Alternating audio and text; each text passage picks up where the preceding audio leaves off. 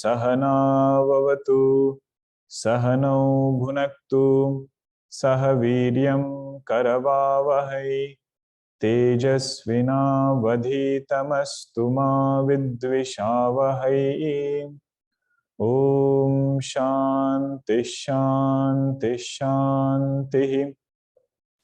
सदाशिवसमारंभां शंकराचार्यमध्यमाम् अस्मदाचार्यपर्यन्तां वन्दे गुरुपरम्पराम्। रामो राजमणिः सदा विजयते रामं रमेशं भजे रामेणाभिहता निशाचरचम् रामाय तस्मै नमः। रामान्नास्ति परायणं परतरं रामस्य दासोऽस्म्यहम्। रामे चित्तलयः सदा भवतु मे भो राम मामुद्धर। समस्तजनकल्याणे निरतं करुणामयं नमामि चिन्मयं देवं सद्गुरुं ब्रह्मविद्वरम् सद्गुरुं ब्रह्मविद्वरम्। हरि ओम. We'll chant the first two verses.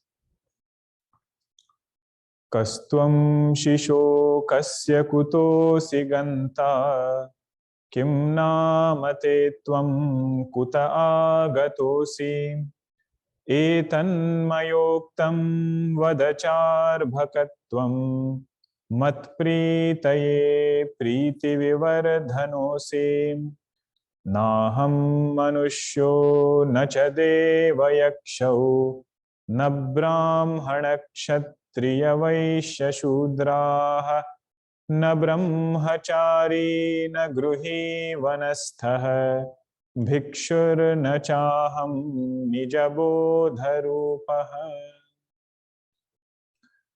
We had seen the introduction to Hastamalaka Stotram and the first two verses. This is a composition by Hastamalaka Charya-ji. Interestingly, although it is called Stotram, it is unlike a conventional Stotram. We have studied or we have chanted Saraswati Stotram, Ganesha Stotram. So Hastamalaka Stotram is unlike the other stutis. Over here, that Atma Tattva alone is elaborated so clearly. That itself is the stuti of this composition. And we had seen Hastamalaka, the word means that knowledge which is devoid of doubts, that knowledge which is devoid of any erroneous notions. So when I say aham, when I say I, not having doubts about who am I. Because Upanishad is saying, I am that infinite consciousness without any conditionings. But in my experience, I keep feeling I am this finite person. I have so many roles, so many other hats that I am wearing. So how to reconcile between both of them? Once those doubts are removed, that is second step. First step is Shravanam, listening to what Upanishad is saying. Second step is removing these doubts by reflecting. And the third one is keeping our mind in those teachings which we have gotten conviction in. That is called as Nididhyasanam. Whichever portion I have heard clearly, done mananam on that, now keeping the mind just in that thing. In Nididhyasanam, we don't necessarily need a lot of elaboration. So in Nididhyasanam, we can take just one idea, one word, and stay with it. What is the main purpose there? To shift my identity of aham from erroneous aham to true aham. Right now, if somebody asks, who are you? I might say, I am this body or I am this person. Just the name is more familiar with us. Although transactionally that is the identity, but in our own eyes, in our own understanding, our identity of Aham should be that of Brahma. So any indicator of Brahma you take, that indicator we can meditate upon. Then we also saw the two identities that we all live with. One is transactional identity, another that we should be getting aware of, we should be knowing about, is called as absolute identity. The transactional identity part, we saw that it comes with relations, profession, or miscellaneous, whatever things you type. Basically what it does is, it brings a sense of finitude onto us. Knowingly or unknowingly, we end up being a finite being. This finitude alone, we experience as discontentment. If the word finitude does not speak much, put the word discontentment in the place of finitude. Sometimes it is not because of any particular reason. Everything is, good, weather is nice, everything is good. But still inside there is some thought, or it's an inexplicable kind of discontentment. Mumukshu is the one who pays attention to it. And when Vedanta points out a direction, what does Vedanta point out? Vedanta says, this discontentment will never go away if you keep adding objects of the world outside. It will only go away when you know your true nature as infinite. And this is a systematic process. You cannot just keep saying, I am infinite, I am infinite. It is pramana. What we studied in 14 classes, pramana vichara for this. That this statement, I am the substratum of creation, is not a random statement made by anybody, who is not a apta purusha. You all are familiar with these words now, right? What is apta vakya? Yathartha upadeshta aptaha. One who will tell the nature of a thing as it is. Yathartha bhutasya arthasya upadeshta aptaha. So Upanishad Vakyas are like that. Means you can trust them. If Upanishad say you are Brahma, even if you don't understand right now, we say, let me strive for this knowledge. Maham Brahma nirakuryam, ma Brahma nirakarot. Shanti mantra also, student is doing this prayer that if I don't fully appreciate what this is, Jagat is mithya, atma is satyam, let me silently keep working, keep putting forth efforts on this journey. So that was between transactional I and absolute I. They are never at conflict with each other. Means if you have known the absolute I, doesn't mean transactional I will be in some other way or it will get affected in some way. There is one example which is given. They say if you have known a pot to be clay only, does it affect your ability to fill water in the pot? Does it affect your ability to do any transaction with the pot? You can use it for decoration also. You can use it to fill water also. The point is, knowledge and transaction are not opposed to each other. So knowing my nature as absolute consciousness does not mean one cannot do vyavahara in the way it has to be done. Okay, so that part also we should keep reflecting upon. Vyavaharik aham, transactional I, and absolute I. Quieter the mind is, more we can pay attention to absolute I even while we are in vyavahara. This verse we saw in Bhagavad Gita class in Sthita Prajna Lakshana. Tasya prajna pratishtita, tasya prajna pratishtita. Ragadvesha viyuktaistu vishayan indriyesharan. Atmavashyehi vidheyatma prasadam adhigacchati. One who doesn't have too much of preferences, paying attention to absolute aham, that becomes easier.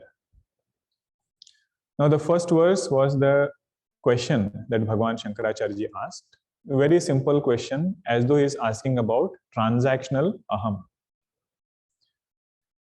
Based on that first verse only, the introduction, whatever we saw between transactional and absolute, just to introduce that first verse.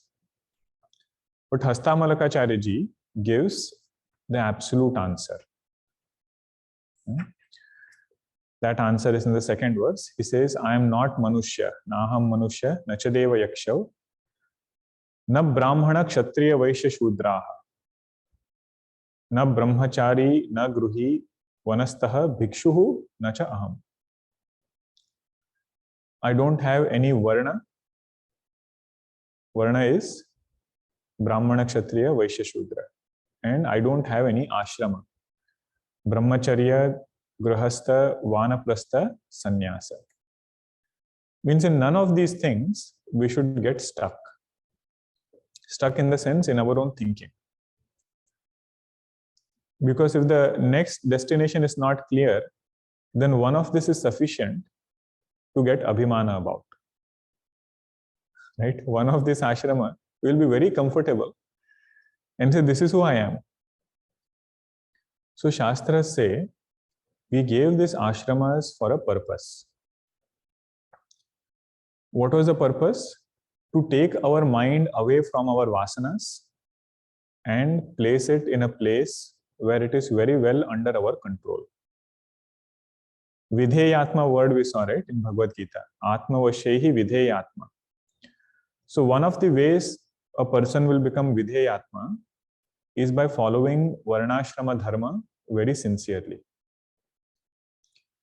Now, if you ask what is varnashrama dharma, actually this is not the topic to explain what is varnashrama dharma. Here, Hastamalaka Acharya is saying, I am not having any varna and ashrama. But if you want more elaboration, in 7th canto of Srimad Bhagavatam, there is a dialogue between Naradji and Yudhishthira. So Naradji is very precisely elaborating what is the dharma of Brahmacharya, Grahastha, Vanaprastha and Sannyasa. In Grahastha Ashrama, we find several places where this is elaborated. He says the main thing is, don't become owner of anything. If Gruha is there, Gruha means a house. He says, make Bhagwan the owner of the house and then you stay as a tenant. Prabhu Prasada Pata Bhushana Dharai.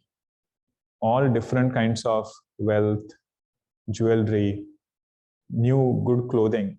He says all of that is good. Have all of that. But make sure that you offer it first to Bhagwan and then only wear it. Somebody can do that. That prosperity will not bind. Like our Janak Maharaj. He can stay amidst everything, but not get bound by it. And then one more point is mentioned there. Pray to Bhagwan that may we have sufficient for our family and sufficient to serve. Meaning in that ashrama, our idea of family should not be just immediate family. Asking strength from Bhagwan to give sufficient resources so that immediate needs are taken care of, but we are also contributing back to the society. And there are lots of do's and don'ts that will also come. Brahmacharya ashrama, lot of do's and don'ts will be there. So if somebody can follow that sincerely, he says they will be getting this manaprasada. And then comes the next stage where Upanishads come and say, you are not even this jiva. You are not this finite being having varnashrama dharma.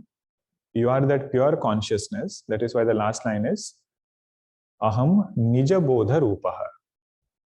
I have none of these things. All of them belong to this subtle body. Remember, Varnashrama Dharma is for Sukshma Sharira. It is for the mind. Why? Because Bhagavan Krishna says, Guna Karma Vibhagasha. In Bhagavad Gita, he says, how did I lay out this Varnashrama Dharma? He said, based on our tendencies and based on our where we would excel the most if we are given a particular type of karma. So both of those indicators are mainly for subtle body.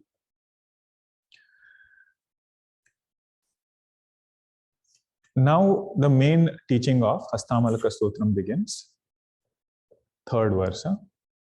Now Hastamalaka Charyaji is answering the same questions. He asked, who are you? He is saying, this is my understanding of Aham. Nimittam manaschakshuradi pravruttau. Nimittam manaschakshuradi pravruttau. Nirastakhilopadhirakashakalpah. Nirastakhilopadhirakashakalpah. Ravirlokacheshta nimittam yatha yah. Ravirlokacheshta nimittam yatha yah. Sanityopalabdhe swarupo hamatma. Sanityopalabdhe swarupo hamatma. Nimittam manaha chakshuhu adi pravruttau. So manaha chakshu adi pravruttau means that of whose mind is the beginning. Of whose is mind the beginning? We say antakarana. Four things are there, right? Mana, buddhi, chitta, ahankara. So mana is the first one. So I am the prompter of antakarana. Like that we should understand. Manaha adi yasya. Of that thing whose beginning is mind. Then chakshuhu adi. Chakshuhu means all organs of perception and organs of action. What are organs of perception? What are organs of action? Tattva bodha. Or you just see here, we don't have to go too far. Whichever organs by which we are gathering data from the world, they are organs of perception. Organs of action are by which we respond. Like speech, for example, doesn't gather data. It is responding. So I am the prompter. I am the nimitta. I am the substratum which is prompting all these sense organs and the mind. Something looks similar. Shrotrasya shrotram manaso mano yat. Vacho havacham sa upranasya pranaha. Chakshushas chakshuhu. That is the one. Atimuchadhira is later part. But who am I? He says, I am the prompter of this assemblage. Now, what does that imply? I am different from this assemblage. I, as in that pure consciousness, I am different from this assemblage of mind, body, and sense organs. This is from conditioning standpoint. If my attention is on speech, if my attention is on sense organ, attention is on mind, then what title does Atma get? Prompter of these sense organs. But are you really a prompter? From your own standpoint, what are you? This is read the second line. Nirastha akhila upadihi akasha kalpaha. From my own standpoint, I am devoid of all conditionings. I have no sambandha with this mind. I have no sambandha with these sense organs. Like what? This is like akasha. Now, whenever example is given, we should reflect upon the similarities. This is which pramana? Upamana pramana. By giving example of space, something is indicated of atma. So we know that in creation process, the first element that comes is space. Right? From Brahma plus Maya, space comes, then comes fire, no, then comes air, then comes fire, then water and earth. Because space is the first element, everything else comes from space, we say nothing of those other elements can affect space. Right? Whatever is karya, whatever is an effect, it cannot come to do any harm to the cause, the karana. This is example, huh? We are not talking about atma yet.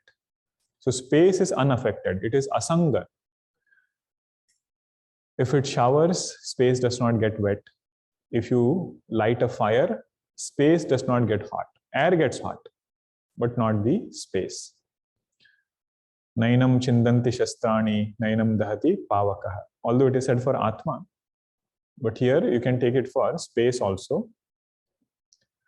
What is the reason? Because whatever is karanam, that karanam is unaffected by karyam. If you take wave and water, the wave cannot come and affect the water. Why? Because water is the karanam, wave is the karyam. The clay pot which is there, the pot cannot come to affect the clay.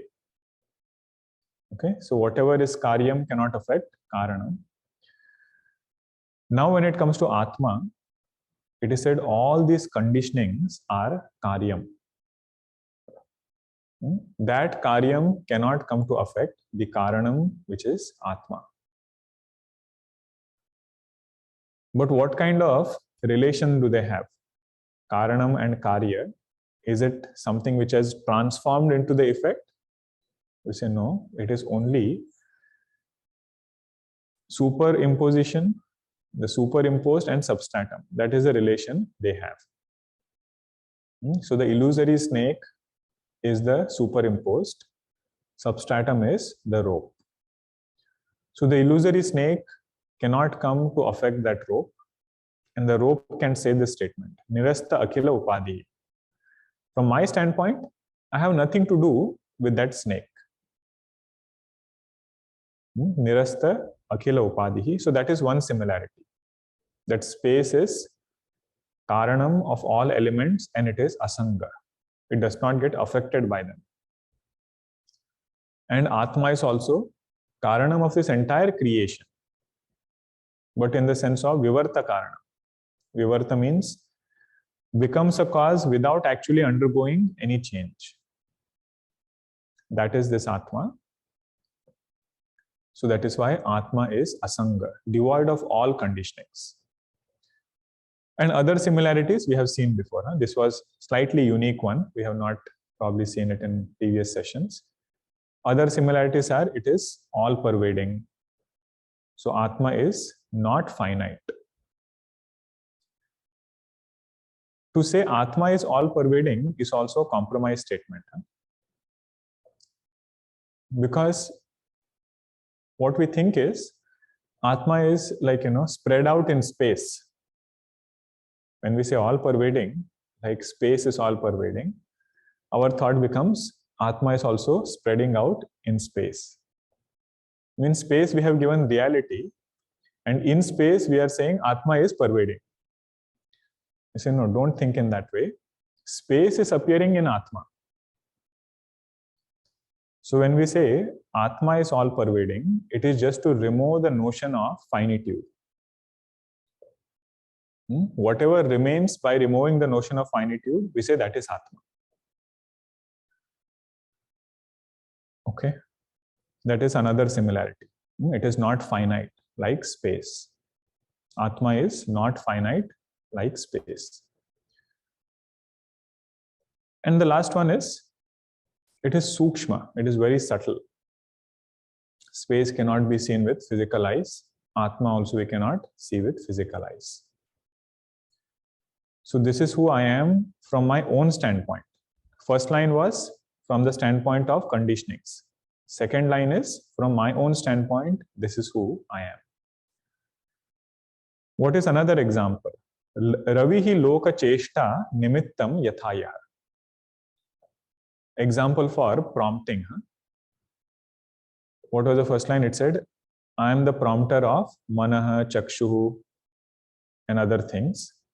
But how do I prompt? I prompt just like the sun prompts all the cheshta, all the transactions which are happening in this earth. Now, what is the similarity in this example? You ask the sun, are you really prompting? He says, no, I don't even know that earth exists and so many people are getting prompted by me. In that way, atma prompts conditioning. Cheshta, whatever transactions have to happen, they don't happen in atma. All of that is dharma of conditioning. But nature of atma is chaitanya. So that is why the moment they are in proximity, they will get prompted.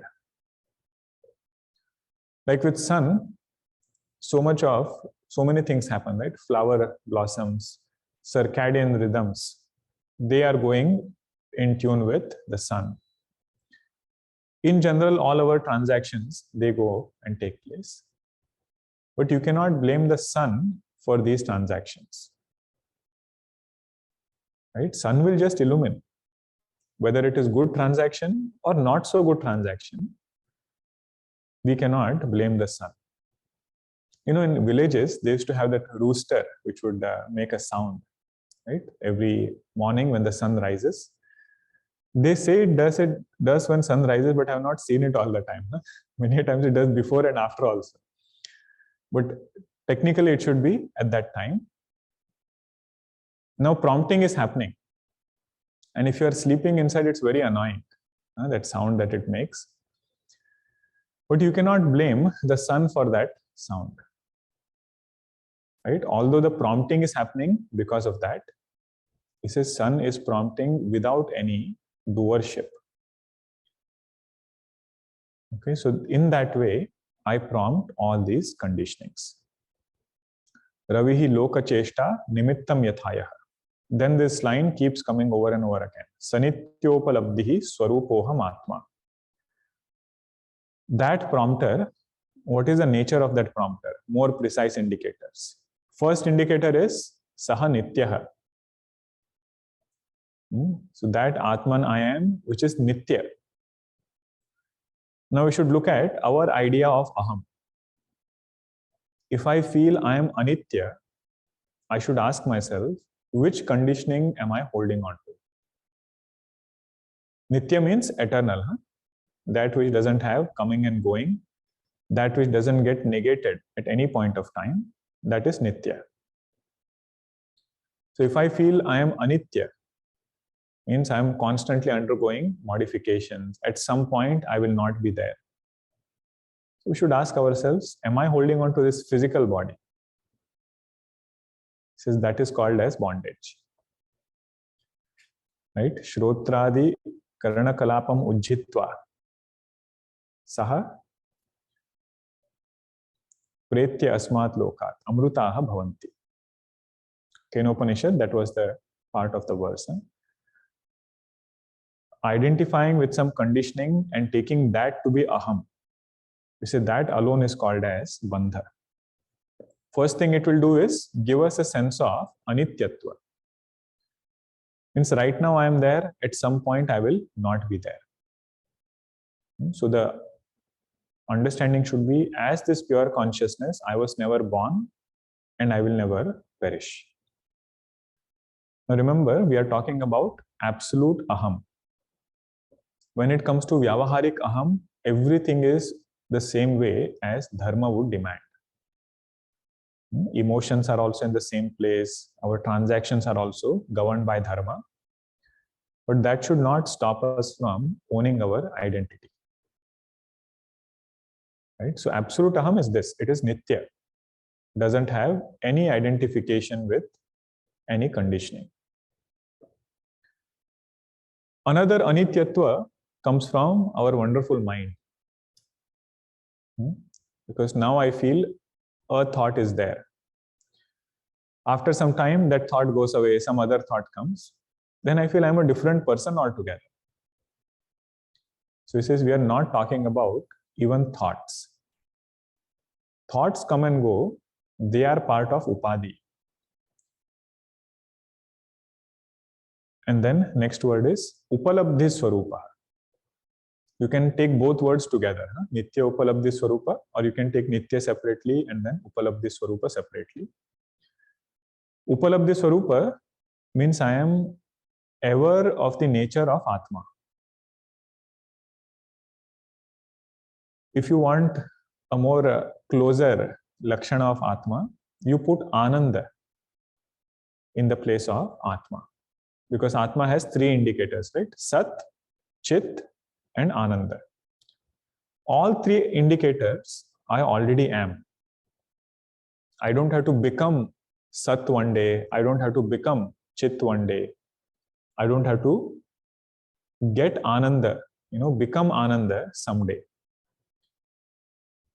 All I have to do is let go of these erroneous things which I have included in I. That is the meaning of upalabdhi swarupa. Means sometimes, because of whatever erroneous notions we might have, this thought comes that right now I am not Brahma. Someday something will happen, something wonderful will happen, and after that day I will be Brahma.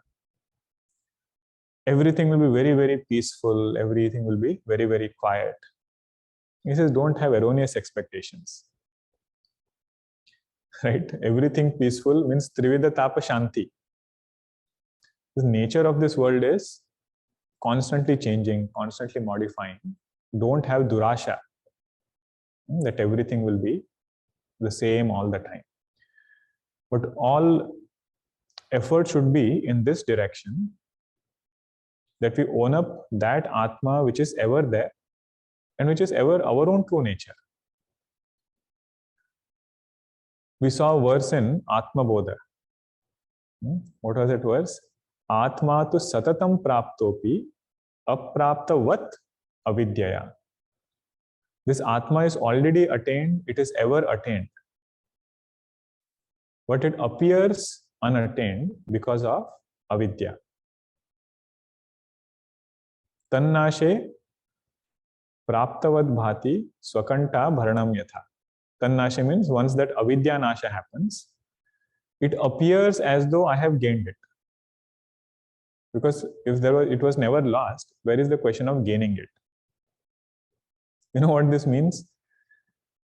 Saying that I am mukta is also an erroneous statement. Right? Moksha means what? Liberation. Saying that now I am liberated, we say that statement now is an erroneous statement. Liberation is in the form of understanding that I was ever liberated. Erroneously, I took conditionings to be me, myself. I was ever of the nature of pure consciousness. Swakanta bharanam yatha. Just like that necklace on the neck. It goes behind and I search all over, not knowing where it is. So when I found it, can I really say that, now I have gotten that necklace? You see, gotten is true relatively, but not in true sense, because it was always there.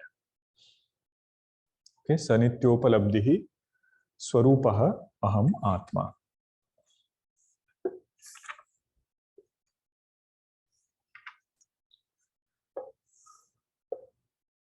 Now somebody might ask, why do we need a prompter? Same question, whatever was asked in our Kenopanishad. This is actually not a very technical question. You think about your own self. Before we came to Vedanta, did we ever think there was something called as Atma? That is prompting these sense organs, prompting this mind. Our life just went on. At the most, we said vasanas were there. Vasanas were prompting this mind and so on. Vasana also, very difficult to come to that point. So this student is asking, what is the need for having a prompter? So next verse is an answer to that. Yamagnushnavan-nityabodhaswarupam Yamagnushnavan-nityabodhaswarupam Manaschakshuradinyabodhatmakani Manaschakshuradinyabodhatmakani Pravartanta ashritya nishkampamekam Pravartanta ashritya nishkampamekam Sanityopalabdhiswarupohamatma Sanityopalabdhiswarupohamatma. If somebody asks, you can say, I have 1/4 of Hastamalaka Stotram memorized. Last line is the same. Huh? Every shloka will have the same line. Yam Agni Ushnavat Nitya Bodha Swarupam. This shloka, if you want to do Anvaya, right? Anvaya means put the words in order. You can take this order. Huh? And you can just mark the sequence which comes after what. Yam Nitya Bodha Swarupam Nishkampam Ashritya Pravartante. This is one statement. Huh? So first quarter and third quarter. Yam Nitya Bodha Swarupam Nishkampam Ashritya Pravartante.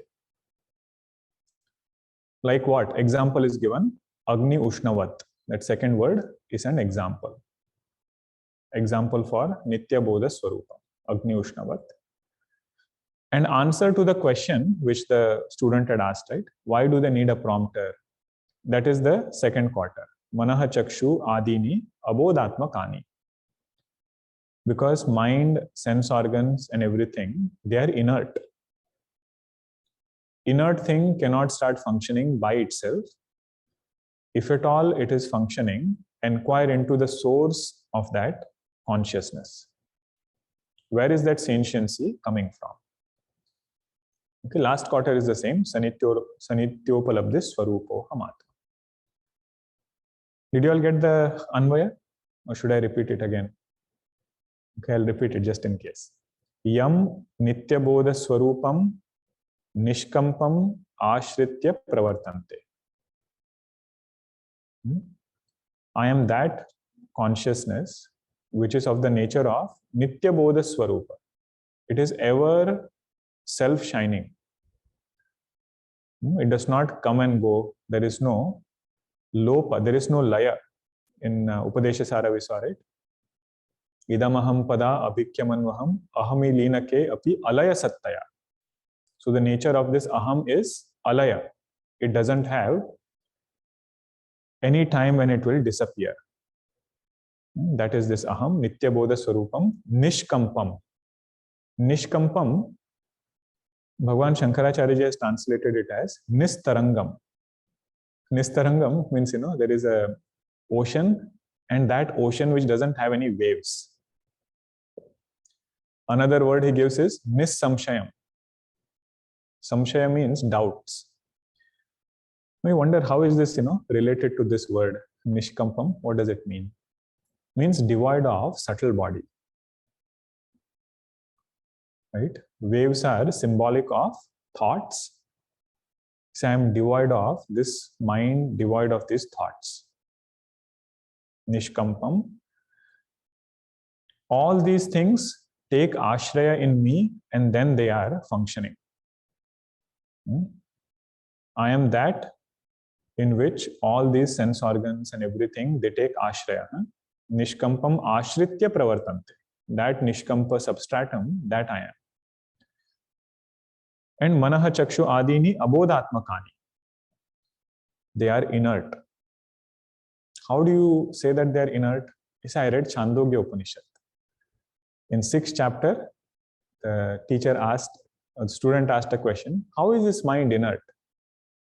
How is this mind a product of food? So then that experiment was done, fasting experiment. Because mind becomes little difficult to understand that it is inert. Body is relatively easy, although it is not. Right? We say body shows sentiency. it is sentient. We say, no, that sentiency is borrowed sentiency. But for mind to understand that it is inert, it is borrowing sentiency from Atma, it needs little bit of attention. Pravartanta ashritya nishkampam ekam sanityah upalabdhihi swarupah aham atma. When we say swarupa, what it means is there is sahachara darshana. Means you have never seen that thing devoid of that quality.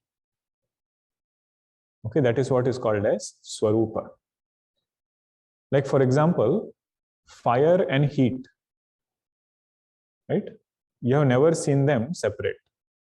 So that is why this example is given. Yam agni ushnavat nitya bodha swarupam. The swarupa of a thing is that devoid of which that thing will never be seen. Like sugar and sweetness, you will never see sugar which is not sweet.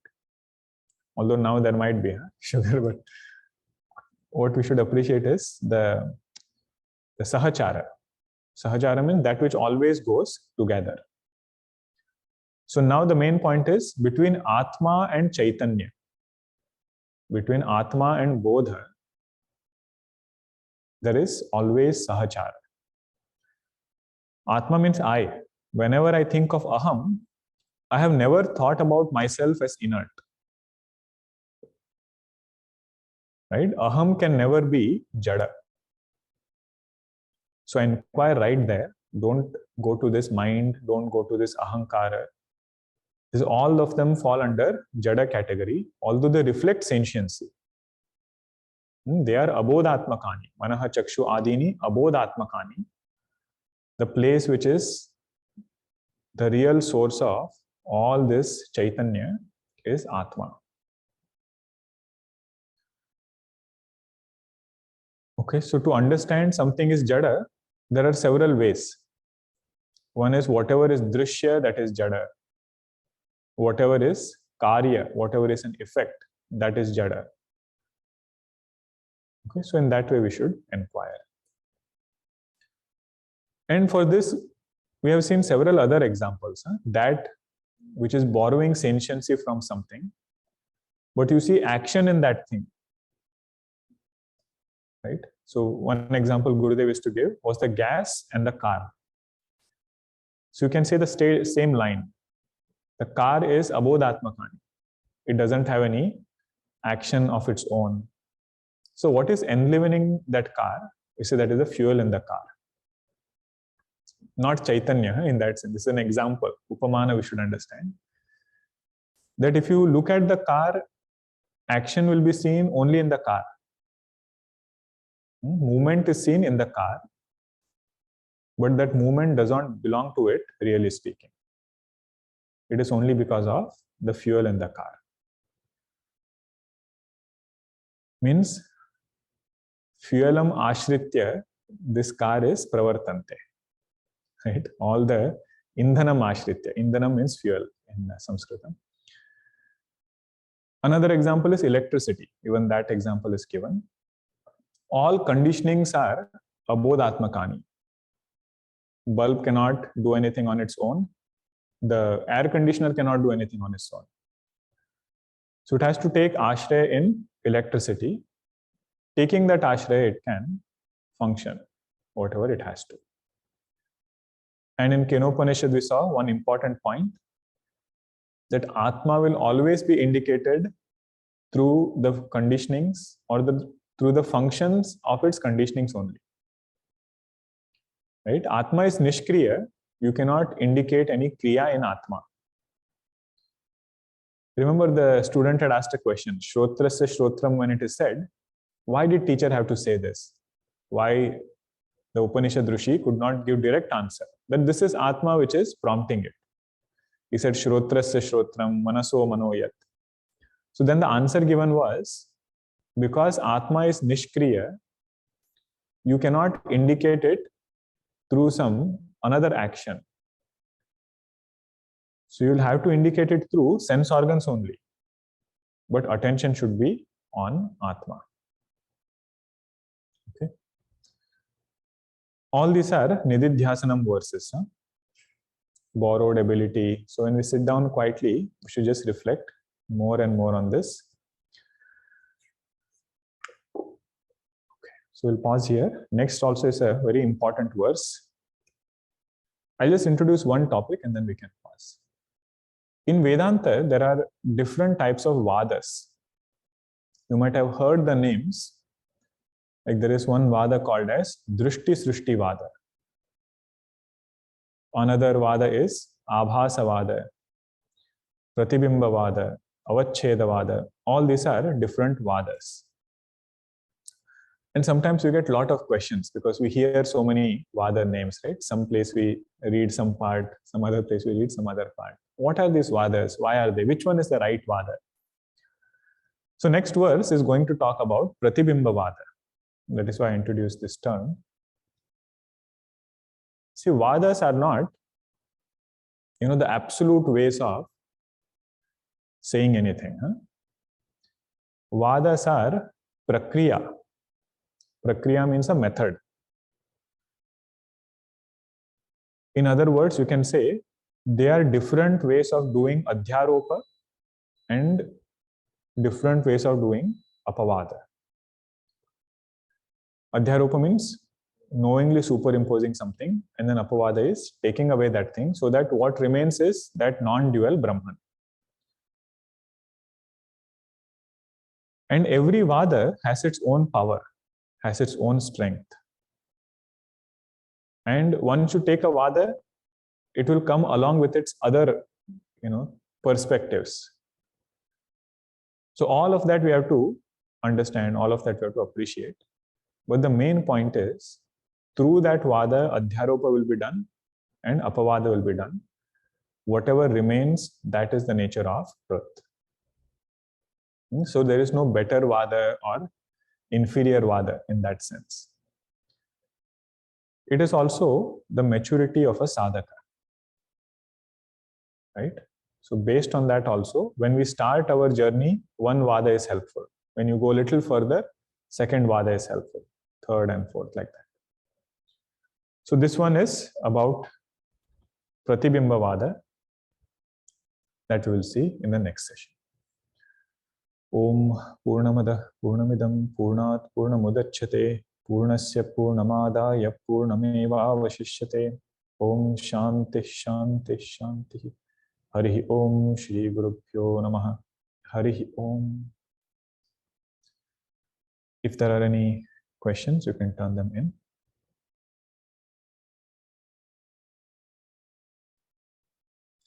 Oh, I just noticed I can increase the font of the questions. I used to struggle to read it on the screen. Okay. Fire comes from air in sequence of creation. So air is the cause of fire. Yet air can get hot due to fire. Is this similar to air taking the conditioning of the fire like atma? So when we say it is not affected, it means it cannot be destroyed. Right? For that matter, earth element comes from water, we say, right? But you can take earth element and do so many things. Means you can take a weapon made out of earth and do so many things to that water. So not in that sense. When we say unaffected, means fire cannot destroy air. Right? In that way it is.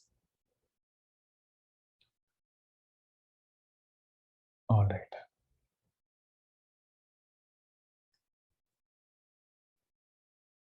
If you all are typing, I'll give you a few more minutes. In person also, if you have any question. If not, that's okay. See you all in the evening for Sanskritam class, those who are attending. If not, see you all next time. Hari Om. Om Shanti Shanti Shanti. Hari Om Shri Gurubhyo Namaha.